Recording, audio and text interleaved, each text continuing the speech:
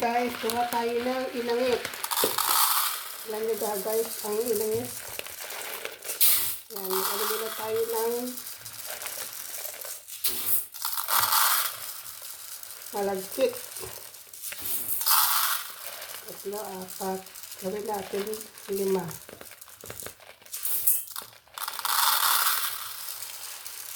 Ayan. 5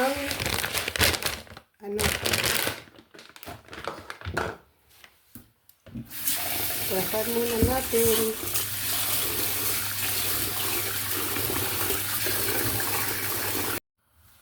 Ito guys, yung gata ng nyug. Yan naman natin yan guys. Lalagyan natin ng asin. Timplahan natin.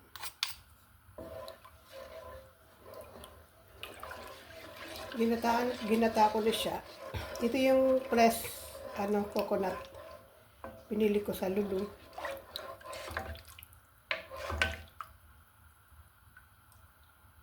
Tikman muna natin kung medyo matabang.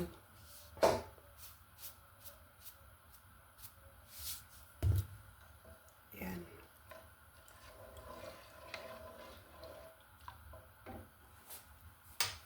Tapos guys, itong malagkit, ilalagay na natin dito.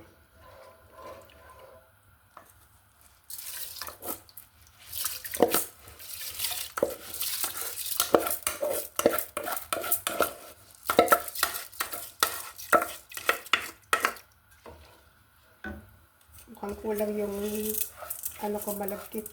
Dagdagan natin.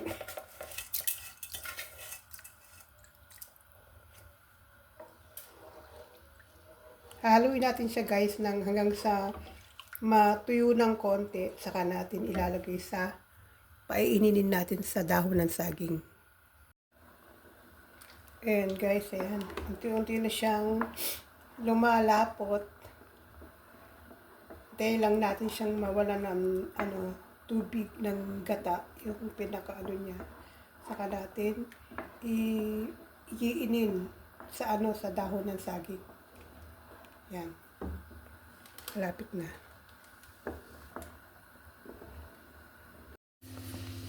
Ayan guys, na siya. Tuyo na. Pwede na natin siyang ilagay sa kawali. Pwede na natin siyang ipainin. Yan.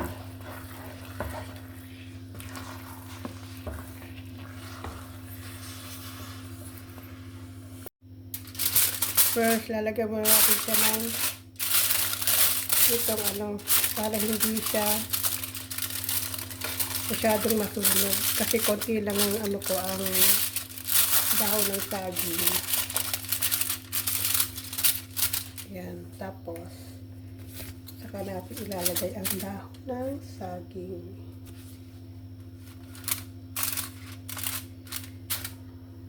Ayan.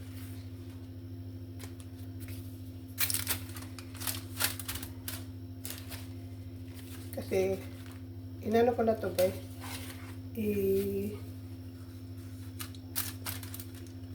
Sinalab ko na sa kuwan para hindi siya masira.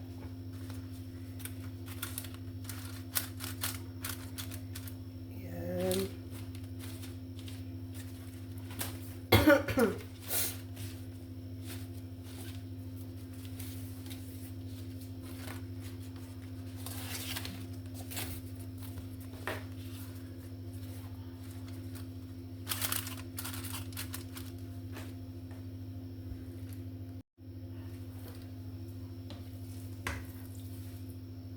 Lalagyan natin ang malagkit.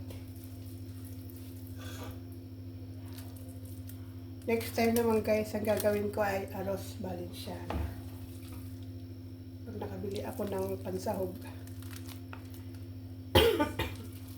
Sarap to, kapartner nito guys, hinog na mangga. Kaso, hindi ako nakabili sa city. Nag-grave lang ako ng inangit. Masarap yan sa partner kahit kape. Sa umaga.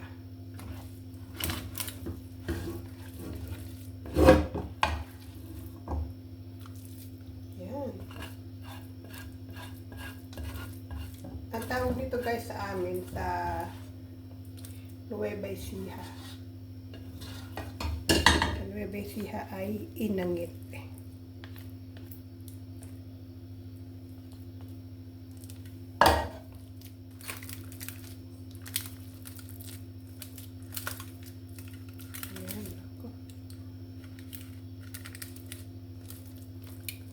Madali lang tulutuin guys kasi ano na siya.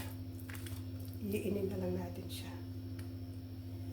Ngayon, saka natin tatakpan.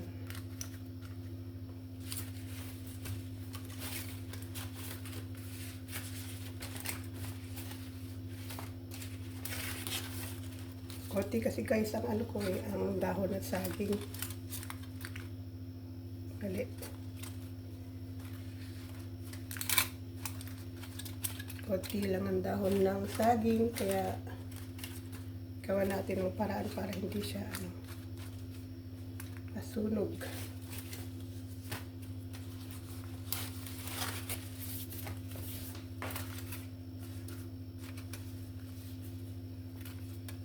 Ayan. Saka natin tatakpan.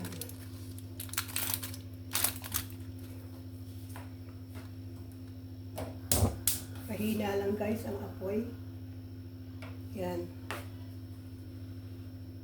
Guys, tinan natin. Luto na. Na ano yung takip. Teka lang. Kumama yung yan. Pwede na nating ibaliktad. Kabaliktad natin.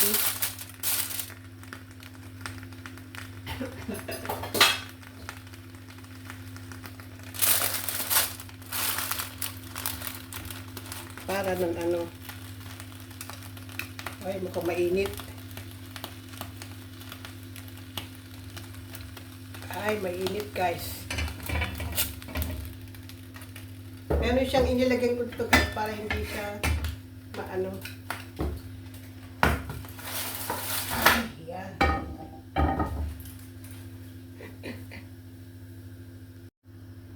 Ayan, tignan natin guys. Tignan natin. Ayan, ang sarap na yan guys. Oh. Ayan ang malutong.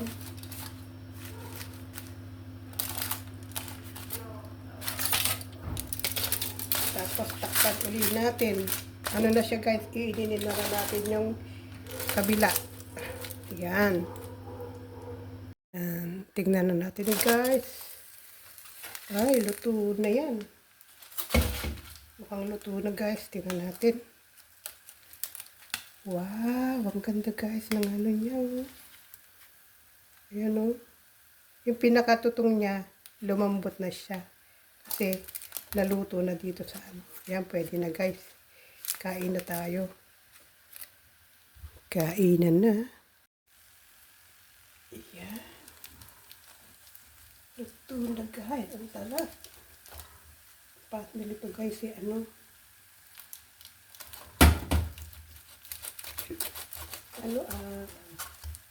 mangga. Hinog na mangga.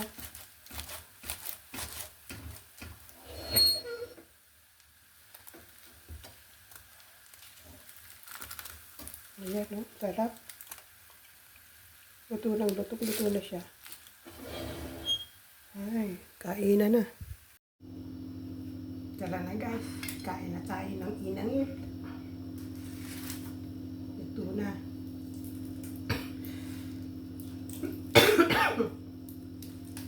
Ayan nyo guys, sa amin sa Nueva Ecija, ang tawag namin dito ay inangit. Ayan o, diba? Ayan, umuusok-usok sa sarap. Nung bata ako kami, ayan o, yung ganito yung tutong. Diba yung nagtututong siyang ganito o? Gusto ko yan. Sasaw-saw mo sa asukal pero ayoko na ng asukal. Masarap sana ito kung may hinog na mangga. Ang sarap ka. Mm.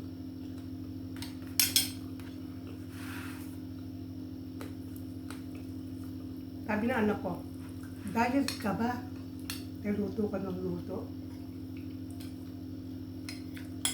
Okay na yung mataba kaysa sa payat guys. Sarap.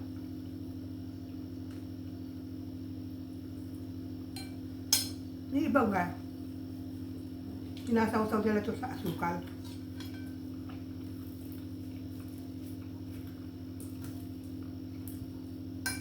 Yan. Sarap.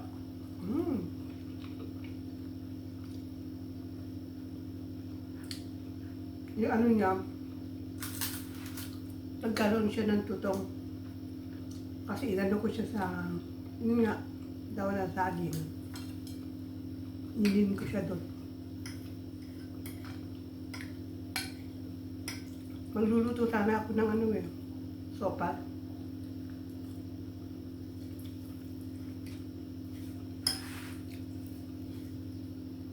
Sarap guys.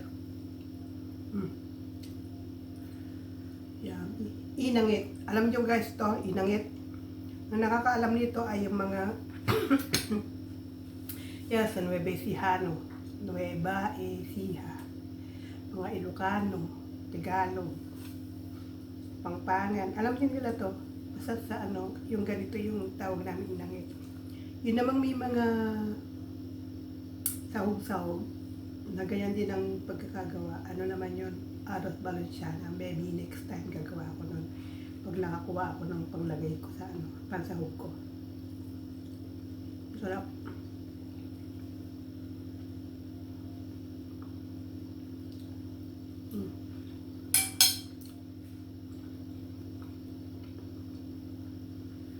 Yummy. Thanks for watching guys. Ito, pamimigay ko lang din to sa gusto. Yung sayang Berlin. Layo pa kasi. Thanks for watching.